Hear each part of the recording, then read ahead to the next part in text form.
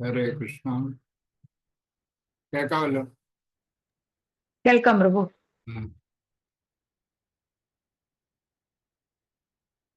ഓം നമോ ഭഗവതേ വാസുദേവായ.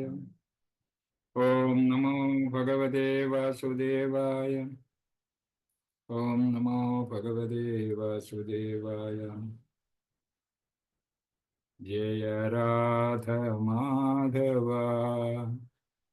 ജയ കുഞ്ച വിഹാരി. ജയ രാധ മാധവ ജയ കുഞ്ച വിഹാരി. ജയ ഗോപിജന വല്ലഭ ഗിരിവരധാരി. ജയ ഗോപിജന വല്ലഭ ജയ ഗിരിവരധാരി. ജയ യശോദാനന്ദന ജയ ജനരഞ്ജന. ജയ യശോദാനന്ദന വ്രജ ജനരഞ്ജന. ജയ യമുനാതിരാവനചാരി. ജയ യമുനാതിരാവനചാരി. ജയ രാധ മാധവ ജയ കുഞ്ച വിഹാരി. ജയ ഗോപിജന വല്ലഭ ജയ ഗിരിവരധാരി. ജയ യശോദാനന്ദന വ്രജ ജനരഞ്ജന. യമുനാതിരാവനചാരി. യമുനാതിരാവനചാരി. ഹരേ കൃഷ്ണ കൃഷ്ണ കൃഷ്ണ ഹരേ ഹരേ. ഹരേ രാമ രാമ രാമ ഹരേ ഹരേ. ഹരേ കൃഷ്ണ കൃഷ്ണ കൃഷ്ണ ഹരേ ഹരേ. ഹരേ രാമ രാമ രാമ ഹരേ ഹരേ. ഹരേ കൃഷ്ണ കൃഷ്ണ കൃഷ്ണ ഹരേ ഹരേ. ഹരേ രാമ രാമ രാമ ഹരേ ഹരേ. ജയ ജയ ജഗന്നാഥ് ജയ ജയ ജഗന്നാഥ്. ജഗന്നാഥ് ജയ ജയ ജഗന്നാഥ്. ജയ ജയ രാധ മാധവ ജയ ജയ രാധ മാധവ. ജയ ജയ രാധ മാധവ ജയ ജയ രാധ മാധവ. ജയ കൃഷ്ണ ബലറാം ജയ കൃഷ്ണ ബലറാം. ജയ കൃഷ്ണ ബലറാം. ജയ ജയ പ്രഭുപാദ് ജയ ജയ പ്രഭുപാദ്. പ്രഭുപാദ് ശില പ്രഭുപാദ്. ജയ ജയ പ്രഭുപാദ് പ്രഭുപാദ്. ജയ ജയ ശില പ്രഭുപാദ്. ജയ ജയ ഗുരുദേവ് ജയ ജയ ഗുരുദേവ്. ജയ ജയ ഗുരുദേവ്. നമോ വിഷ്ണുപദായ കൃഷ്ണപൃഷ്ഠായ ഭൂതലേ ശ്രീമതേ മഹാവിഷ്ണു സ്വാമി നമോനി. നമോ വിഷ്ണുപദായ കൃഷ്ണപൃഷ്ഠായ ഭൂതലേ ശ്രീമതേ ഭക്തി വേദാന്ത സ്വാമിനേ നാമിനേ. നമസ്തേ സാരസ്വതേ ദേവേ ഗൗരവാണി പ്രചാരണേ. നിർവിശേഷ ശൂന്യവാദി പാശ്ചാത്യദേവ സധാരണേ.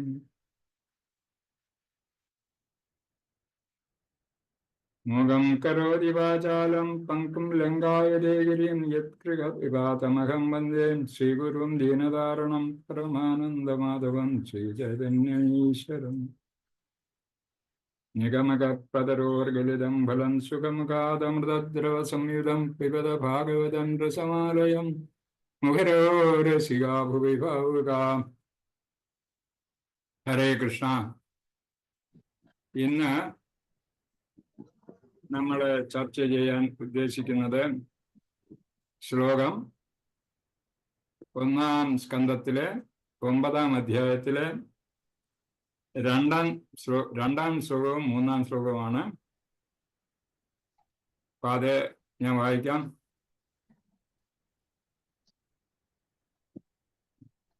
ഓം നമോ ഭഗവതേ വാസുദേവായ. ഓം നമോ ഭഗവതേ വാസുദേവായ. ഓം നമോ ഭഗവതേ വാസുദേവായ. നാരായണം നമസ്കൃത്യ നരം ചൈവ നരോത്തമം ദേവീം സരസ്വതീം വ്യാസം തതോ ജയമുദീരയേത്. നഷ്ടപ്രായേഷു ഭദ്രേഷു നിത്യം ഭാഗവത സേവയാ ഭഗവതി ഉത്തമ ശ്ലോകേ ഭക്തിർഭവതി നൈഷ്ഠികി. ഹരേ കൃഷ്ണ. ശ്ലോകം 2. തഥാ തേ ഭ്രാതരാ സർവേ സദാശ്വൈ സ്വർണഭൂഷിതൈ അന്വഗച്ഛൻ രഥൈർവിപ്രാ വ്യാസധൗമ്യാദയസ്തഥാ. തഥാ തേ ഭ്രാതരാ സർവേ സദാശ്വൈ സ്വർണഭൂഷിതൈ അന്വഗച്ഛൻ രഥൈർവിപ്രാ വ്യാസധൗമ്യാദയസ്തഥാ. തഥാ തേ ഭ്രാതരാ സർവേ സദശ്വൈ സ്വർണഭൂഷിതൈ അന്വഗച്ഛൻ രഥൈർവിപ്രാ വ്യാസധൗമ്യാദയസ്തഥാ. ശബ്ദങ്ങളുടെ അർത്ഥം നോക്കാം. തഥാ അപ്പോൾ, തേ അവരെല്ലാം, ഭ്രാതര ഭ്രാതാക്കൾ, സർവേ ഒന്നിച്ച്, സത് അശ്വൈ ഒന്നാന്തരം അശ്വങ്ങളാൽ വലിക്കപ്പെടുന്നു, സ്വർണഭൂഷിതൈ സ്വർണങ്ങളാൽ അലങ്കൃതമായ, അന്വഗച്ഛൻ ഒന്നിനു പിറകെ മറ്റൊന്നായി, രഥൈ രഥങ്ങളിൽ, വിപ്ര ബ്രാഹ്മണൻ, വ്യാസ വ്യാസമഹർഷി, ധൗമ്യ ധൗമ്യൻ, ആദയ മറ്റുള്ളവരും, തഥാ കൂടെ. ശ്രീല പ്രഭുപദജിക്ക് ജയ്. വിവർത്തനം. അപ്പോൾ സ്വർണാലങ്കൃതമായ ഒന്നാന്തരം കുതിരകളെ ബന്ധിച്ച മനോഹരമായ രഥങ്ങളിൽ അദ്ദേഹത്തിന്റെ സഹോദരന്മാരെല്ലാം അദ്ദേഹത്തെ അനുഗമിച്ചു. അവരോടൊപ്പം വ്യാസദേവനും ധൗമ്യനെ, അതായത് പാണ്ഡവരുടെ കുലഗുരു പോലുള്ള ഋഷിമാരും മറ്റുള്ളവരും ഉണ്ടായിരുന്നു. ശ്ലോകം നമ്പർ 3. ഭഗവാനവിപ്രശ്യേ രഥേൻ സധനഞ്ജയ സാതൈർവ്യരോചത നൃപഃ കുബേര ഇവ ഗുഹ്യകൈ. ഭഗവാനവിപ്രശ്യേ രഥേർ സനധനഞ്ജയ സാതൈർവ്യരോചത നൃപഃ കുബേര ഇവ ഗുഹ്യകൈ. ഭഗവാനവിപ്രശ്യേ രഥേൻ ധനഞ്ജയ സാതൈർവ്യരോചത നൃപഃ കുബേര ഇവ ഗുഹ്യകൈ. ശബ്ദത്തിന്റെ അർത്ഥം: ഭഗവാൻ പരമദിവ്യോത്തമ പുരുഷൻ ശ്രീകൃഷ്ണൻ, അഭി കൂടെ, വിപ്ര ഋഷി ബ്രാഹ്മണന്മാരിൽ ഋഷിയായ, രഥേന രഥത്തിൽ, സാധനഞ്ജയ ധനഞ്ജയനോടൊപ്പം, അത് അർജുനൻ, അദ്ദേഹം ഭഗവാൻ, അവരാൽ, വ്യരോചത അത്യന്തം കുലീനനായി കാണപ്പെട്ടു, നൃപ രാജാവ് യുധിഷ്ഠിരൻ, കുബേര ദേവന്മാരുടെ ധനകാര്യസ്ഥൻ കുബേരൻ, ഇവ പോലെ ഗുഹ്യകർ എന്നറിയപ്പെടുന്ന സഹചാരികൾ. ശ്രീല പ്രഭുപാദർജിക്ക് ജയ്. വിവർത്തനം ഭവാർത്ഥം. അല്ലയോ വിപ്രഷിയെ, പരമദൈവോത്തമ പുരുഷനായ ശ്രീകൃഷ്ണ ഭഗവാൻ അർജുനനോടൊപ്പം രഥത്തിൽ അവരെ അനുഗമിച്ചിരുന്നതിനാൽ യുധിഷ്ഠിര രാജാവ് ധനാഢ്യനായ കുബേരനെ പോലെ പ്രശോഭിച്ചു. ഭാവാർത്ഥം: അതീവ അഭിജാതത്തോടെ പാണ്ഡവർ ഭീഷ്മദേവ സമക്ഷം ആഗതരാകണമെന്ന് ശ്രീകൃഷ്ണ ഭഗവാൻ ആഗ്രഹിച്ചു.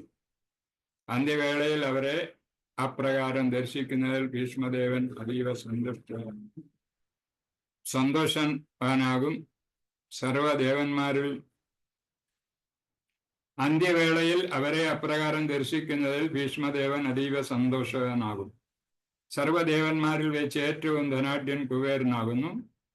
ഇവിടെ യുധിഷ്ഠിര രാജാവ് കുബേരനെ പോലെ ഒരു ചക്രവർത്തിയുടെ ഗാംഭീര്യത്തോടെ ശ്രീകൃഷ്ണ ഭഗവാനോടൊപ്പം ഘോഷയാത്രയായി ആഗതനായി.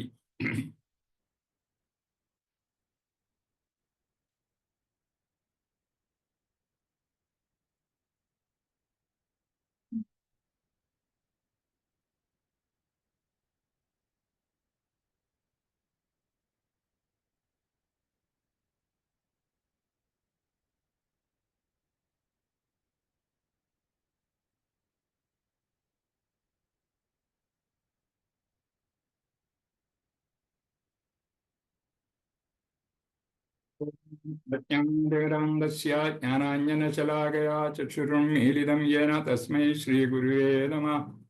ശ്രീചൈതന്യമനോഭീഷ്ടം സ്ഥാപിതം യേന ഭൂതലേ സ്വയം രൂപഗതാമഹ്യം ദദാതി സുപദാന്തികം. വന്ദേ അഹം ശ്രീഗുരു ശ്രീയുതപദകമലം ശ്രീഗുരൂൻ വൈഷ്ണവം ച ശ്രീരൂപം സകൃജാതം സഹഗണ രഘുനാഥാന്വിതം തം സജീവം സാദ്വൈതം സാവധൂതം പരിജനസഹിതം കൃഷ്ണ ചൈതന്യദേവം ശ്രീരാധാകൃഷ്ണപാദാൻ സഹഗണ ലളിതാ ശ്രീവിശാഖാന്വിതം ച. ഹേ കൃഷ്ണ കരുണാ സിന്ധു ദീനബന്ധോ ജഗത്പദേ ഗോപേശ ഗോപികാകാന്ത രാധാകാന്ത നമസ്തുതേ. സപ്തകാഞ്ചന ഗൗരാംഗീ രാധേ വൃന്ദാവനേശ്വരി വൃഷഭാനുസുതേ ദേവി പ്രണമാമി ഹരിപ്രിയേ. വാഞ്ചാകൽപതരുഭ്യശ്ച കൃപാ സിന്ധുഭ്യവ ച പതിതാനാം പാവനേഭ്യോ വൈഷ്ണവേഭ്യോ നമോ നമഃ. ജയ ശ്രീകൃഷ്ണ ചൈതന്യ പ്രഭോ നിത്യാനന്ദ ശ്രീ അദ്വൈത ഗദാധർ ശ്രീവാസാദി ഗൗരഭക്തവൃന്ദ.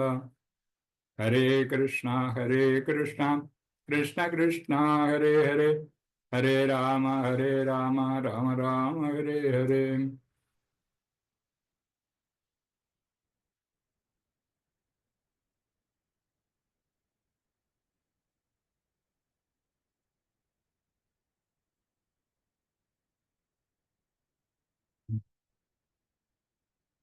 ഇന്ന് ഈ ക്ലാസ്സിൽ സന്നിഹിതരായിരിക്കുന്ന എല്ലാ ഭക്തജനങ്ങൾക്കും എൻ്റെ വിനീതമായ പ്രണാമം. ഹരേ കൃഷ്ണ.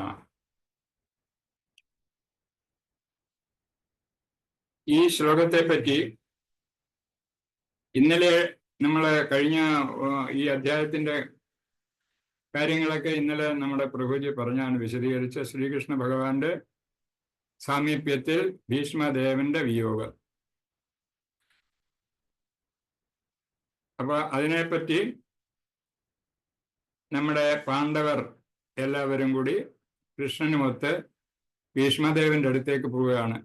എന്തിനാണെന്ന് വെച്ചാൽ നമ്മുടെ രാജാവിന്, അതായത് ധർമ്മപുത്ര രാജാവിന്, ഇദ്ദേഹത്തിന് വളരെ വിഷമമുണ്ടായി. ഇത്ര ഒരു യുദ്ധത്തിൽ ഇങ്ങനെയൊക്കെ ഉണ്ടായ കാരണത്താൽ ഒരുപാട് മനുഷ്യർ അദ്ദേഹത്തിന്റെ സ്ഥാനാരോഹണത്തിന് വേണ്ടി മാത്രം, അദ്ദേഹത്തിന് രാജാവാകാൻ വേണ്ടി മാത്രം ഇത്രയും ജനങ്ങളെ ഇവിടെ ജീവൻ കളഞ്ഞതിൽ അദ്ദേഹത്തിന് വളരെ ദുഃഖമുണ്ടായി. തുടങ്ങുന്ന സമയത്ത് അർജുനനുണ്ടായ ദുഃഖം ഇത് തന്നെയായിരുന്നു. അതേ ദുഃഖം തന്നെ ഇദ്ദേഹത്തിന് ഇപ്പോൾ ഉണ്ടായിരിക്കുകയാണ്. അപ്പൊ അതൊന്ന് മാറ്റിക്കളയുന്നതിന് വേണ്ടിയിട്ട് ശ്രീകൃഷ്ണ ഭഗവാന്റെ ഒരു ലീല, അദ്ദേഹത്തിന്റെ ഒരു പരിപാടിയാണ് ഇവരെ എല്ലാം കൂടെ ചേർത്ത് ഭീഷ്മദേവന്റെ അടുത്ത് കൊണ്ട് നിർത്തിയിട്ട് ഭീഷ്മദേവനിൽ നിന്ന് എന്തൊക്കെ ഉപദേശം കിട്ടണോ അത് കിട്ടിക്കഴിയുമ്പോൾ ഇദ്ദേഹത്തിന്റെ ഈ വിഷമങ്ങള്, ആവശ്യമില്ലാത്ത വിഷമങ്ങൾ എന്ന് പറയാം. യുദ്ധത്തിൽ രാജാക്കന്മാരുടെ ധർമ്മം എന്ന് പറയുന്നത് ശത്രുക്കള് ഹനിക്കുക എന്നുള്ളതാണ്. അങ്ങനെ ഹനിച്ചു കഴിയുമ്പോൾ പിന്നെ വിഷമിച്ചേണ്ട കാര്യമൊന്നുമില്ല. നമ്മുടെ ഡ്യൂട്ടി, അതായത് ഭഗവാൻ ചെയ്ത കാര്യം, പറഞ്ഞ കാര്യമാണ് നമ്മൾ നിർവഹിക്കുന്നത്. ഭഗവാൻ പറഞ്ഞ കാര്യം നമ്മൾ നിർവഹിച്ചു കഴിഞ്ഞാൽ നമുക്കതിൽ യാതൊരു പാപവും ഉണ്ടാകത്തില്ലെന്ന് എല്ലാ വിദ്വാൻമാരും പറഞ്ഞിട്ടുള്ളതാണ്, എല്ലാവർക്കും അറിയുകയും ചെയ്യുന്നതാണ്. അപ്പൊ പിന്നെ ധർമ്മപുത്രർക്ക് ഇത്ര അധികം ഒരു വിഷമം ഉണ്ടാവേണ്ട കാര്യമില്ല. അത് മാറ്റണമെന്നുള്ള ലക്ഷ്യമുണ്ട് കൃഷ്ണ ഭഗവാന്. അപ്പൊ അതിനു വേണ്ടിയിട്ട് എല്ലാവരും കൂടി ഒരുങ്ങി ഇതിനകത്ത് പറയുന്നത് സഹോദരന്മാരും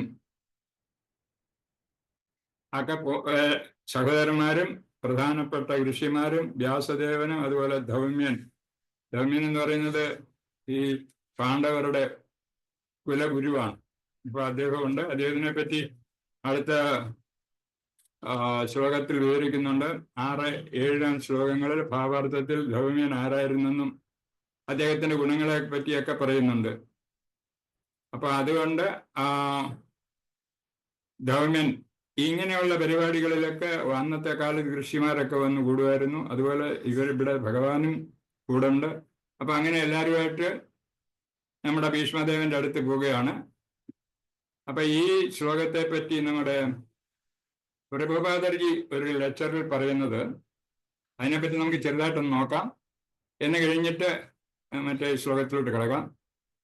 അപ്പൊ അതിനായിട്ട് പറയുന്നത് അന്നത്തെ കാലത്ത് രാജാക്കന്മാർ എത്ര ധനാഢ്യരായിരുന്നെന്നും നമ്മുടെ ഭാരതവർഷം എത്ര സമ്പൽ സമൃദ്ധമായിരുന്നെന്നും ഒക്കെ ഉള്ളതിനെ പറ്റി തെളിയിക്കാനുള്ള ഒരു ശ്ലോക ഉള്ളതാണ്. ഉള്ള കാര്യങ്ങൾ ഈ ശ്ലോകത്തിൽ ഒരു ചെറിയ 2 വാക്കുകളിൽ അത് പറയുന്നുണ്ട്. ഒന്ന്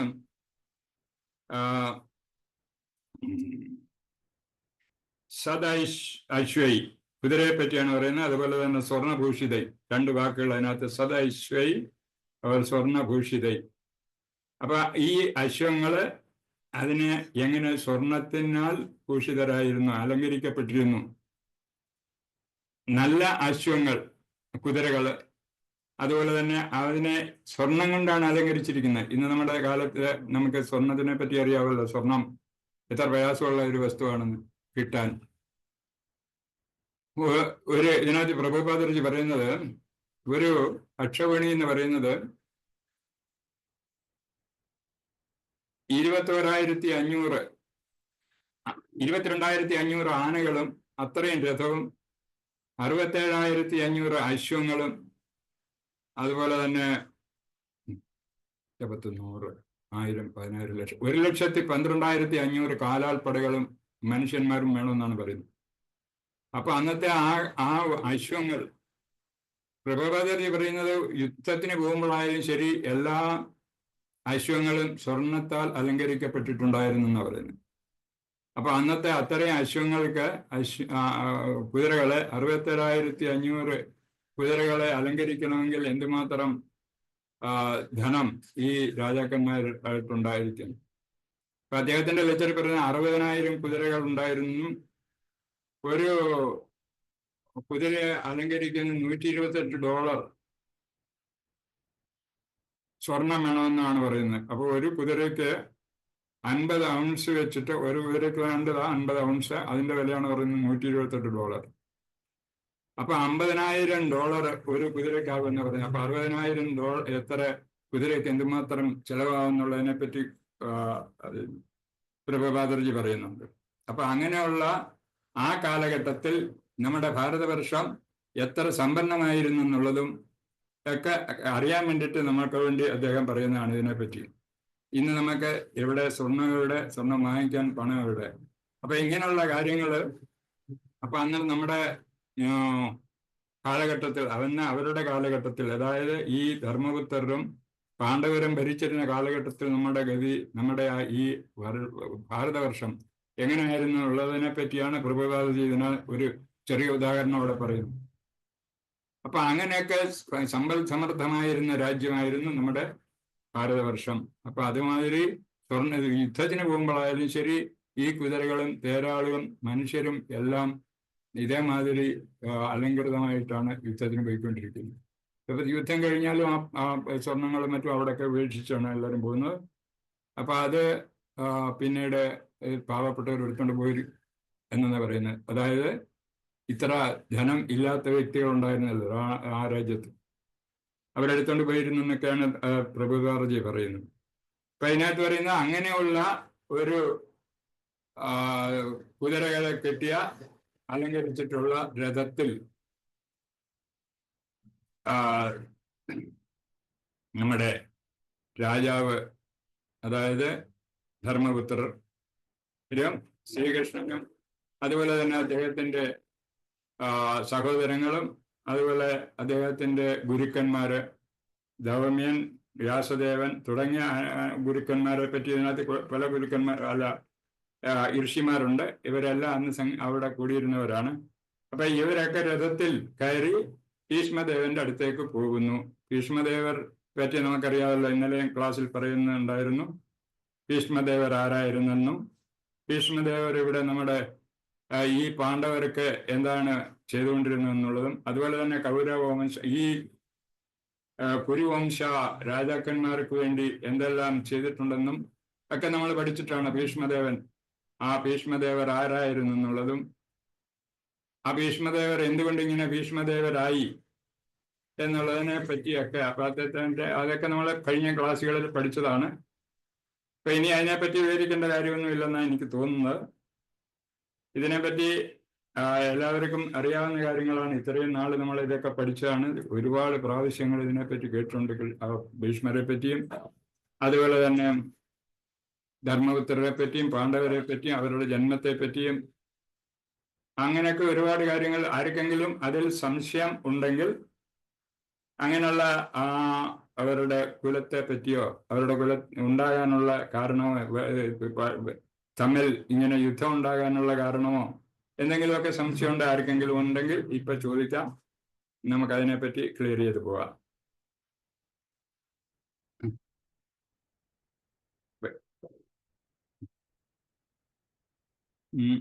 അങ്ങനെയുള്ള സംശയങ്ങളൊന്നും ഇല്ലെന്ന് വിചാരിക്കുന്നു. അപ്പൊ ഇനി മൂന്നാമത്തെ ശ്ലോകത്തിൽ പറയുന്നത് ഭഗവാൻ അവി വിപ്രശേ രഥേൻ ധനഞ്ജയ സ ധനഞ്ജയ സ തയർ ജരോചത നൃപ കുബേര ഇവ ഗുഹ്യകൈ. അതിന്റെ അർത്ഥം പറയുന്നത് ഭഗവാൻ അവി വിപ്രശേ, അല്ലയോ വിപ്രഷിയെ, ബ്രാഹ്മണന്മാരുടെ ഋഷിയെ എന്നാണ് വിളിക്കുന്നത്. പരമദിവ്യോത്തമ പുരുഷനായ ശ്രീകൃഷ്ണ ഭഗവാൻ അർജുനനോടൊപ്പം രഥത്തിൽ അവരെ അനുഗമിച്ചിരുന്നതിനാൽ യുധിഷ്ഠിര രാജാവ് ധനാഢ്യനായ കുബേരനെ പോലെ പ്രശോഭിച്ചു. അപ്പൊ നമ്മുടെ മനസ്സിൽ ആ യാത്രയെ പറ്റി ഒന്ന് ആലോചിച്ച് നോക്കണം. ആദ്യം പോകുന്ന ആരായിരിക്കും? രാജാവായിരിക്കും. ധർമ്മപുത്രർ അങ്ങനെ ആ അലങ്കരിച്ച രഥത്തിൽ കുതിരകളെ, ഏറ്റവും ഉത്കൃഷ്ടമായ കുതിരകളെ കെട്ടിയ ആ രഥത്തില് അങ്ങനെ നമ്മുടെ ധർമ്മപുത്രർ ഇരിക്കുന്നു, അല്ലെങ്കിൽ യുധിഷ്ഠിര മഹാരാജാവ് അവിടെ ഇരിക്കുന്നു. അദ്ദേഹത്തിന്റെ ബോഡി ഗാർഡും എന്ന് വേണ്ട, അദ്ദേഹത്തിന് വേണ്ടപ്പെട്ടവരെല്ലാം അതിൽ കൂടെ കാണും. അപ്പൊ അതിനുശേഷം വേണ്ടുന്ന രഥങ്ങൾ, അതും ഇതുപോലെ കുതിരകളെയൊക്കെ അലങ്കരിച്ചിട്ടുള്ള രഥങ്ങൾ അതിന്റെ പുറയിലുണ്ട്. അതിലൊക്കെ അനുജന്മാരുണ്ട്. ഭീമനും അർജുനനും നകുലനും സഹദേവനും എല്ലാവരും ഓരോ രഥങ്ങള്. അതിന്റെ ഏറ്റവും പിറകിലെ കൃഷ്ണനും അർജുനനും കൂടെ ഒരു രഥത്തിൽ, വളരെ അലങ്കൃതമായ രഥത്തിൽ. അപ്പം നമുക്ക് ആ ഒരു അതൊന്ന് നമ്മുടെ മനസ്സിലൊന്ന് ആലോചിച്ച് നോക്കുക. അപ്പൊ എത്ര സുഖം, അത് കാണാനുള്ള ഭംഗി എത്ര ഉണ്ടാകും. ഭഗവാനെ കാണുന്നുണ്ട്, അർജുനുണ്ട്, എല്ലാവരുമുണ്ട്, രഥങ്ങളുണ്ട്, അണിയിച്ചൊരുക്കിയ കുതിരകളുണ്ട്. അതുകൊണ്ട് ബോഡി ഗാർഡായിട്ട് പുറകിലിങ്ങനെ കാലാൽ പടകളുണ്ടാകും. അപ്പൊ അതൊക്കെ എല്ലാവരും കൂടി ഇങ്ങനെ പോകുന്ന കണ്ടിട്ട് അതിനെപ്പറ്റി കവി നമ്മുടെ വ്യാസദേവൻ പറയുന്നത് ഭഗവതിലെ അത് കുബേരൻ എന്ന് പറയാൻ ആളിനെ അറിയാമല്ലോ. കുബേരൻ ഈ ദേവന്മാരുടെയൊക്കെ കാശ്യർ, ദേവന്മാരുടെ സ്വത്തുക്കളുടെ ഒക്കെ മടിശീലക്കാരൻ എന്ന് പറയും. മലയാളത്തിൽ പണ്ട് അങ്ങനെ ആയിരുന്നു പറഞ്ഞുകൊണ്ടിരുന്ന മടിശീല കാരൻ. അതായത് അതിന്റെ കാശ്യർ, എല്ലാവരുടെയും ധനത്തിന്റെ സൂക്ഷിപ്പുകാരൻ. അതാണ് കുബേരൻ. ദേവന്മാരുടെ ധന സൂക്ഷിപ്പുകാരനാണ് ഈ കുബേരൻ എന്ന് പറയുന്നത്. ആ കുബേരൻ ഇങ്ങനെ വലിയൊരു ഘോഷയാത്രയിൽ പോകുന്ന മാതിരി തോന്നി ആരെ കണ്ടപ്പോൾ. ഈ ധർമ്മപുത്രരും അതുപോലെ തന്നെ അദ്ദേഹത്തിന്റെ അനുജന്മാരും കൃഷ്ണനോടൊത്ത് ഇങ്ങനെ യാത്ര ചെയ്യുന്ന ഇത് കണ്ടപ്പോൾ അദ്ദേഹത്തിന് തോന്നിയത്, ഇത് കുബേരനാണോ, നമ്മുടെ ദേവന്മാരുടെ മടിശീല പിടിച്ചുകാരനായത്, അല്ലെങ്കിൽ ധന സൂക്ഷിപ്പുകാരനായ കുബേരനാണോ ഈ ഇതെന്ന് തോന്നുന്നു. അത്രയ്ക്ക് ശ്രേഷ്ഠമായ ഒരു അകമ്പടിയും അതിൻ്റെ എല്ലാ ഒരുക്കങ്ങളും അതുപോലെ തന്നെ ആയിരുന്നു. ഇങ്ങനെ ഭീഷ്മദേവനെ കാണാൻ പോവുകയാണെങ്കിൽ കൂടി അത്രയ്ക്ക് വേഷഭൂഷാദികളോടുകൂടി വളരെ ധനാഢ്യന്റെ രൂപത്തിൽ ആണ് പോകുന്നത് എല്ലാവരും കൂടെ. അങ്ങനെ ധനാഢ്യനാകാൻ പറയുന്ന കാര്യം ശ്രീകൃഷ്ണ ഭഗവാൻ കൂടെ ഉള്ളത് കൊണ്ടാണ് ഇതൊക്കെ തോന്നുന്നത് എന്നാണ്. ഇല്ലെങ്കിൽ നമുക്കറിയാം, ശ്രീകൃഷ്ണ ഭഗവാൻ ഇല്ലെങ്കിൽ എന്താ ഒന്നും നടക്കത്തില്ല. എല്ലാ എല്ലാതിൻ്റെയും ഈ കാണുന്ന ചരാചരങ്ങളുടെ ഒക്കെ ഉറവിടം ശ്രീകൃഷ്ണ ഭഗവാനാണ്. ആ ശ്രീകൃഷ്ണ ഭഗവാൻ സന്തത സഹചാരിയായി ഈ പാണ്ഡവരുടെ കൂടെ എപ്പോഴും ഉണ്ടായിരുന്നു. അദ്ദേഹം പോകാൻ ഒരുങ്ങിയിട്ട് പോലും അദ്ദേഹത്തെ വിടാതെ അവിടെ പിടിച്ചു നിർത്തിയിട്ട് അല്ലെങ്കിൽ അദ്ദേഹത്തോട് ആവശ്യപ്പെട്ടതനുസരിച്ച് അദ്ദേഹത്തിനെ അവിടെ നിർത്തിക്കൊണ്ട് ഭീഷ്മദേവന്റെ അടുത്ത് പോകാൻ വേണ്ടി നിൽക്കുകയാണ്. അപ്പൊ അതുപോലെ തന്നെ അതും ശ്രീകൃഷ്ണ ഭഗവാന്റെ ഒരു ഇഷ്ടം തന്നെയാണ്. അദ്ദേഹം ആഗ്രഹിക്കുന്നത് നടക്കും. ശ്രീകൃഷ്ണ ഭഗവാൻ എന്താഗ്രഹിക്കുന്നോ അത് തന്നെ നടക്കും. നമ്മൾ പണ്ട് ഭാഗവതത്തിൽ നമ്മുടെ പഴയ ശ്ലോകങ്ങളിലൊക്കെ നമ്മൾ പഠിച്ചിട്ടുള്ളതാണ്. നാരദ മഹർഷി പറയുന്നു, അദ്ദേഹത്തിന്റെ ഒരേ ഒരു അമ്മയായിരുന്നു അദ്ദേഹത്തിന് ആശ്രയമുള്ളത്. ആ ആശ്രയ സമയത്ത് നാരദ മഹർഷിക്ക് നഷ്ടപ്പെട്ടു മാതാവിനെ. മാതാവ് ഒരു ദിവസം പാമ്പ് കടി കൊണ്ട് നഷ്ടപ്പെടുന്ന സമയത്ത് നാരദൻ പറയുന്നുണ്ട്, ഈ ഭഗവാൻ, നമ്മളല്ല ഇതൊന്നും നിശ്ചയിക്കുന്നത്, ശ്രീകൃഷ്ണ ഭഗവാന്റെ നിശ്ചയാണ്, അതുമനുസരിച്ച് നടക്കൂ. ഒരു കലാകാരൻ, അതായത് ഈ പാവ കൊണ്ട് നടക്കുന്ന ഒരു വ്യക്തിയുടെ കഴിക്കുന്ന പാവ മാതിരിയാണ് നമ്മളൊക്കെ. ഈ കൊണ്ടു നടക്കുന്ന മനുഷ്യൻ ഏതു വിധത്തിൽ ആ പാവയെ കളിപ്പിക്കുന്നോ അതേമാതിരി ആ പാവ കളിക്കുകയുള്ളു. അപ്പൊ അതേമാതിരി നമ്മളൊക്കെ ഈ നടക്കുന്നതും ഇരിക്കുന്നതും കിടക്കുന്നതും ഉറങ്ങുന്നതും സമ്പാദിക്കുന്നതും ഒക്കെ നടത്തുന്നതെല്ലാം തന്നെ ഭഗവാൻ തന്നെയാണ്. ആ ഭഗവാന്റെ നിശ്ചയം അനുസരിച്ച് നടക്കൂ എല്ലാം സംഗതി. അതുപോലെ ഭഗവാന്റെ ഇച്ഛയായിരുന്നു ഭീഷ്മദേവൻ മരിക്കുന്നതിന് മുമ്പ്, അല്ലെങ്കിൽ ഈ ലോകം വിടിയുന്നതിന് മുമ്പ് അദ്ദേഹത്തിന്റെ അടുത്ത് പാണ്ഡവരെ കൊണ്ട് നിർത്തണമെന്നും അവരിൽ നിന്ന് ഉപദേശങ്ങൾ വാങ്ങിക്കൊടുക്കണം എന്നൊക്കെ ഉള്ള കാര്യങ്ങൾ ശ്രീകൃഷ്ണ ഭഗവാൻ വിചാരിച്ചിരുന്നു. കാരണം ഒരു രാജ്യതന്ത്രജ്ഞനായിട്ട് മാറുകയാണ്, അതായത് യുധിഷ്ഠിരൻ, അതായത് രാജ്യം ഭരിക്കേണ്ടുന്ന രാജാവ്. ഈ ഭാരതവർഷം ഭരിക്കാൻ അദ്ദേഹത്തിനാണ് കൃഷ്ണൻ ചുമതലപ്പെടുത്തിയിരിക്കുന്നത്. അങ്ങനെ ചുമതലപ്പെടുത്തിയിരിക്കുന്ന രാജാവ് ഇന്നത്തെ മാതിരി മന്ത്രിമാരുടെ കാര്യം പോലെ ആകാൻ പാടില്ലെന്നുള്ള കൃഷ്ണനും നേരത്തെ അറിയാവുന്ന. അതുകൊണ്ട് ആ വ്യക്തിക്ക് ഏതു വിധത്തിൽ ഉപദേശം കൊടുക്കുന്നതിന് ഏറ്റവും യോഗ്യനായിരുന്നത് ഭീഷ്മദേവൻ തന്നെയായിരുന്നു. ആ ഭീഷ്മദേവൻ ശരശയ്യയിലാണ് അവിടെ കിടക്കുന്നത്. അതും കൂടെ ശ്രദ്ധിക്കണം. ശരശയ്യയിൽ എത്ര ദിവസം കൊണ്ട് ഇങ്ങനെ അദ്ദേഹം ആ അമ്പുകളാൽ ഉണ്ടാക്കിയ കിടക്കയിൽ കിടക്കൊണ്ടിരിക്കുകയാണ്. അപ്പൊ അത്ര വേദന സഹിക്കുന്നുണ്ടെങ്കിലും പക്ഷെ ഭീഷ്മർ അറിയുന്നില്ല വേദന. കാരണം ഭഗവാൻ പറഞ്ഞിട്ടുണ്ട് വേദന ഉണ്ടാവില്ല എന്നുള്ളത്. അപ്പൊ അങ്ങനെ അദ്ദേഹത്തിന്റെ അടുത്ത് കൊണ്ടുപോകുന്നത്. അപ്പൊ കൊണ്ടുപോകുന്ന വെറുതെ കൊണ്ടുപോകുന്നതല്ല, ഈ രാജ്യതന്ത്രജ്ഞത, രാജ്യം എങ്ങനെ ഭരിക്കണം, പ്രജകളെ ഏത് വിധത്തിൽ നോക്കണം, മനുഷ്യധർമ്മങ്ങൾ എന്തൊക്കെയാണ്, ഏത് വിധത്തിലാണ് നമ്മളെ ജനങ്ങളെ നിയന്ത്രിക്കേണ്ടത്, ഇതൊക്കെ പറഞ്ഞു കൊടുക്കാൻ പ്രധാനപ്പെട്ട വ്യക്തി ഭീഷ്മർ തന്നെയാണ്. കാരണം കുരുവംശത്തിലെ ഏറ്റവും മുതിർന്ന വ്യക്തിയായിരുന്നു ഭീഷ്മദേവർ ആണ് ഇപ്പോഴും. പക്ഷെ അതിനു മുമ്പ് അദ്ദേഹം ഇഹലോകവാസം വെടിയുന്നതിന് മുമ്പ് ഇവർക്ക് വേണ്ടി നിന്നുള്ള ഉപദേശം കൊടുക്കേണ്ടത് ആവശ്യമായിരുന്നു. അതുകൊണ്ട് അദ്ദേഹത്തിനെ കൊണ്ട് ഉപദേശങ്ങൾ കൊടുക്കാൻ വേണ്ടിയിട്ടാണ് രാജാവൻ ഇവരെല്ലാം അവിടെ കൊണ്ടുപോകുന്നത്. കൃഷ്ണന് ഇങ്ങനെയുള്ള ഉപദേശം കൊടുക്കാൻ അറിയാത്തത് കൊണ്ടല്ല, കൃഷ്ണൻ എല്ലാം അറിയുന്ന വ്യക്തിയാണ് ശ്രീകൃഷ്ണ ഭഗവാൻ. പക്ഷേ അദ്ദേഹത്തിന്റെ ഭക്തനാണ് ഭീഷ്മദേവൻ. അപ്പൊ അങ്ങനെ ആ ഭീഷ്മരെ കൊണ്ട് തന്നെ ഇവർക്ക് വേണ്ടുന്ന ഉപദേശം കൊടുപ്പിക്കുന്നതാണ് നല്ലത്. അദ്ദേഹത്തിന്റെ സാധാരണ ഭക്തന്റെ ഇഷ്ടം ഏതോ അതനുസരിച്ചാണ് കൃഷ്ണൻ പെരുമാറുന്നതും. അപ്പൊ അതുപോലെ തന്നെ ഭഗവാന്റെ ഇഷ്ടമാണ് ആരെ കൊണ്ട് എന്ത് ചെയ്യിപ്പിക്കണം എന്നുള്ളതൊക്കെ തന്നെ. അതിനാലാണ് ഭീഷ്മദേവരുടെ അടുത്ത് കൊണ്ടുപോയത്. ഭീഷ്മദേവർക്ക് കിട്ടിയ വരമനുസരിച്ചിട്ട് അദ്ദേഹത്തിന് ഏതവസരത്തിൽ മരിക്കണമെന്ന് തോന്നുന്നോ ആ അവസരത്തിൽ മാത്രമേ മരിക്കാൻ പറ്റൂ. അതായത് ഇഹലോകവാസം വെടിയണമെന്ന് എപ്പോൾ അദ്ദേഹത്തിന് തോന്നുന്നു ആ സമയത്ത് മാത്രമേ പോകാൻ പറ്റൂ.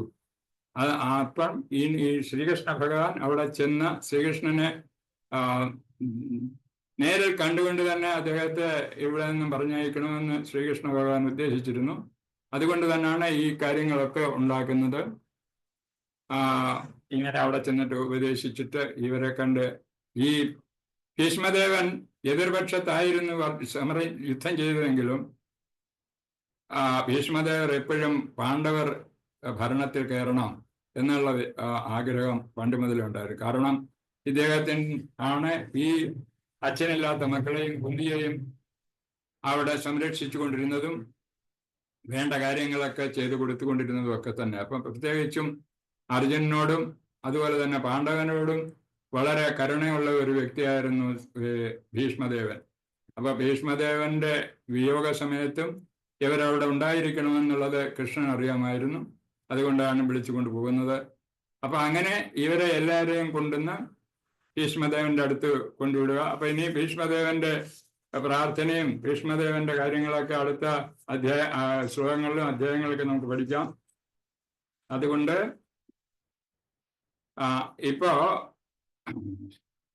ഇങ്ങനെ അവിടെ കൊണ്ടു നിർത്തിയിട്ട് അപ്പൊ ഇവർക്ക് രാജാവിനെ, അതായത് യുധിഷ്ഠിര രാജാവിന് ഈ വിഷമങ്ങൾ ഒക്കെ ഉണ്ടല്ലോ, ഇവരൊക്കെ മരിച്ചുപോയി, ഇത്രയും ആൾക്കാർ എൻ്റെ സ്ഥാനാരോഹണത്തിന് വേണ്ടി മരിച്ചുപോയ കാരണത്താൽ ഉണ്ടായ വിഷമം മാറുന്നതിന് വേണ്ടിയും കൂടെയാണ് അവിടെ എത്തുന്ന ഈ സമയത്ത്. ഇന്നത്തെ കാലം നമ്മൾ വെച്ച് നോക്കുകയാണെങ്കിൽ എത്ര മനുഷ്യരെ കുരുതി കൊടുത്താലും എനിക്കൊരു അധികാരം കിട്ടിയാൽ മതി എന്നുള്ള വിചാരത്തിലാണ് ഇന്നത്തെ ഭരണകർത്താക്കളും നേതാക്കന്മാരൊക്കെ വിചാരിക്കുന്നത്. നമുക്കറിയാം ഇന്ന് നടക്കുന്ന ഒരു സംഭവം ലോകത്തിൽ ഇന്ന് നമ്മുടെ രാജ്യത്ത് എല്ലാവർക്കും അറിയാവുന്നതായിരിക്കുമല്ലോ. പാകിസ്ഥാനിൽ നിന്നും അവരുടെ നുഴഞ്ഞുകയറ്റക്കാരെ ഭീകരവാദികള് നമ്മുടെ രാജ്യത്ത് വന്ന് നമ്മുടെ 26 ജനങ്ങളെ, അതായത്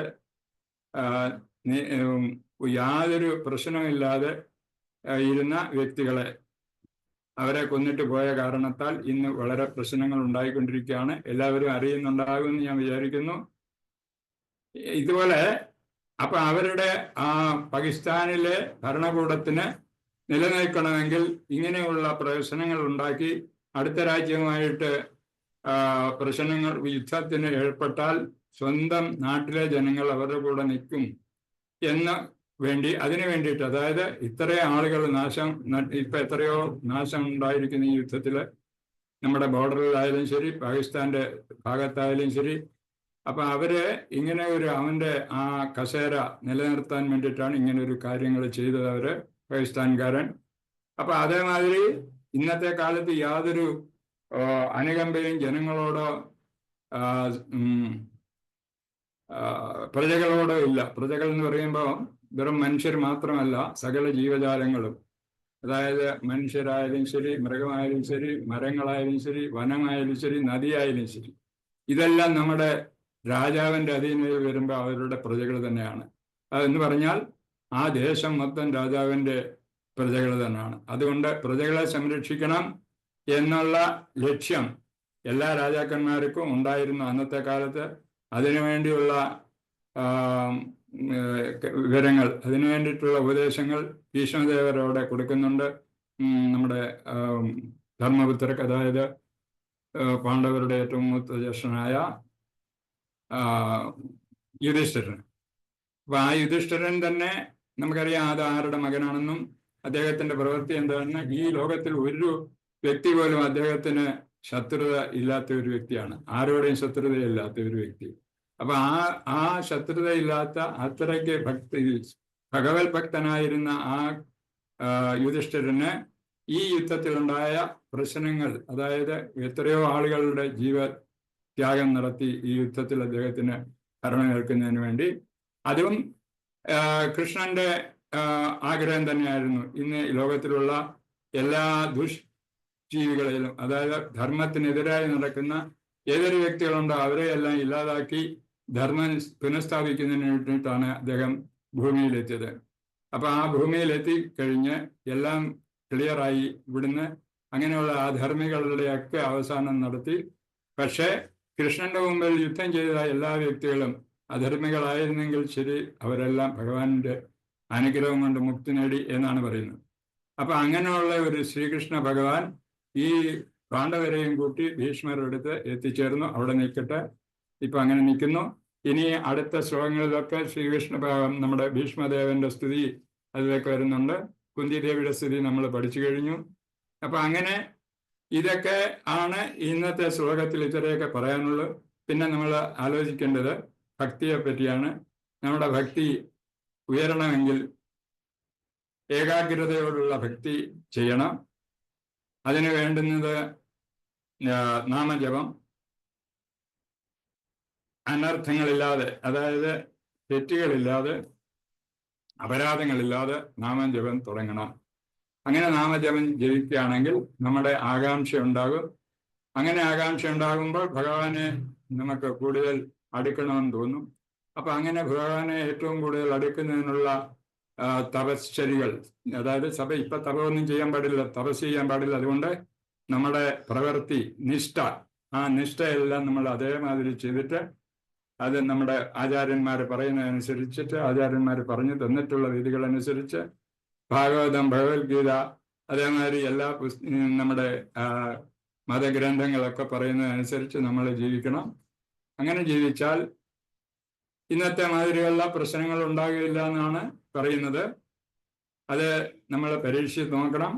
ഈ നമ്മുടെ ഭക്തി എല്ലാ ജീവികളിലും ഈശ്വരനുണ്ടെന്ന് മനസ്സിലാകുമ്പോൾ, നമ്മൾ ഈശ്വരന്റെ ഒരു അംശമാണെന്ന് നമുക്ക് മനസ്സിലാകുമ്പോൾ എല്ലാ വ്യക്തികളെയും ഒരുപോലെ കാണാൻ നമുക്ക് സാധിക്കും. എല്ലാ മൃഗങ്ങളെയും, ഏതൊരു ആത്മാവ് ഉണ്ടോ, ഏതിലെല്ലാം ആത്മാക്കളുണ്ടോ, അണുവിൽ പോലും ആത്മാക്കളുണ്ടെന്നാണ് പറയുന്നത്. അപ്പൊ അങ്ങനെ ആ ആത്മാക്കളെല്ലാം നമ്മുടെ മാതിരി ഭഗവാന്റെ അംശങ്ങളാണെന്ന് നമുക്ക് എന്ന് തിരിച്ചറിയാൻ കഴിയുന്നു, അന്ന് മുതൽ നമ്മൾ ശരിയായ ഭക്തന്മാരാകും. അപ്പൊ അങ്ങനെ എല്ലാവരും ശരിയായ ഭക്തന്മാരായി കഴിഞ്ഞാൽ എൻ്റെ നാട്, എൻ്റെ ദേശം, എൻ്റെ സ്വത്ത്, എൻ്റെ വസ്തു, എൻ്റെ ആഹാരം എന്നിങ്ങനെയുള്ളതൊന്നും നമ്മൾ കണക്കാക്കേണ്ട ആവശ്യം വരത്തില്ല. അപ്പം പരസ്പര സ്നേഹം ഉണ്ടാകും, രാജ്യങ്ങൾ തമ്മിൽ സ്നേഹം ഉണ്ടാകും, ആളുകൾ തമ്മിൽ സ്നേഹം ഉണ്ടാകും. അങ്ങനെ ഉണ്ടായി കഴിയുമ്പോൾ ഇങ്ങനെയുള്ള യുദ്ധങ്ങളോ പ്രശ്നങ്ങളോ ഉണ്ടാകാതിരിക്കും. അപ്പൊ അതിനു വേണ്ടി എല്ലാവരും ഇങ്ങനെ ആത്മീയമായിട്ടുള്ള കാര്യങ്ങൾ ചിന്തിച്ചാൽ നല്ലതാണ് എന്നാണ് നമ്മുടെ ഭാഗവതം മുതലുള്ള ശ്രേഷ്ഠമായ ഗ്രന്ഥങ്ങളൊക്കെ നമുക്ക് പറയുന്നതും വ്യാസദേവൻ ഇതിലൊക്കെ കൂടി നമ്മളെ പഠിപ്പിച്ചിട്ടുള്ളതൊക്കെ ഇത് എങ്ങനെയാണ്. അപ്പൊ ഭക്തിമാർഗത്തെ പറ്റി നമുക്ക് പഠിക്കാൻ എല്ലാവരും പഠിച്ചിട്ടുള്ളതാണ്. ഭക്തിമാർഗം എങ്ങനെ ചെയ്യണമെന്നും അപരാധമില്ലാതെ നാമം ജപിക്കേണ്ടത് എങ്ങനെയാണെന്നും ആ 10 അപരാധങ്ങളെ പറ്റിയൊക്കെ കഴിഞ്ഞ പ്രാവശ്യം എല്ലാവരും പറഞ്ഞിട്ടുണ്ട്. അപ്പൊ അപരാധം ഇല്ലാതെ നമ്മൾ നാമജപം നടത്തി നിഷ്ഠയോടുകൂടി ആകാംക്ഷയോടുകൂടി ഭഗവാനിലേക്ക് എത്താനുള്ളത് എല്ലാവരും ശ്രമിക്കണം എന്ന് വിനീതമായി ഞാൻ അപേക്ഷിക്കുന്നു. എല്ലാവർക്കും എൻ്റെ പ്രണാമം. ഇന്ന് ഇത്രയൊക്കെ പറയാനുള്ളൂ. ഹരേ കൃഷ്ണ. ഹരേ കൃഷ്ണ മാതാജി. ഹരേ കൃഷ്ണ. ഹരേ കൃഷ്ണ പ്രഭു.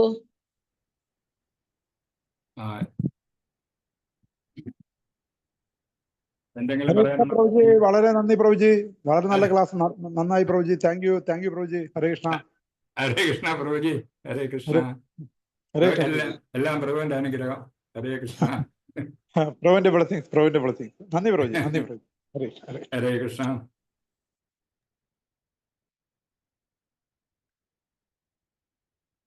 Thank you Prabhu.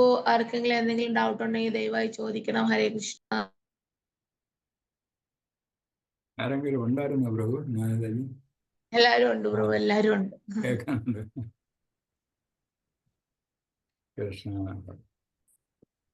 Hare Krishna. Thank you പ്രഭു. ഹരേ കൃഷ്ണ. എല്ലാരും സംതൃപ്തരാ മാതാജി. അപ്പൊ നിർത്താം നമുക്ക്. ഹരേ കൃഷ്ണ. ഹരേ കൃഷ്ണ. ഹരേ കൃഷ്ണ മാതാജി. ഹരേ കൃഷ്ണ പ്രഭു. ഒരു കപ്പിൾ ഓഫ് സെക്കൻഡ്സ് തന്നാൽ ജഗന്നാഥന്റെ ദർശനം തരാം. ഓഫറിംഗ് എടുക്കുകയാണ്. ഹരേ കൃഷ്ണ. ഇഷ്ടംപോലെ സമയമുണ്ട് പ്രഭു. ഹരേ കൃഷ്ണ.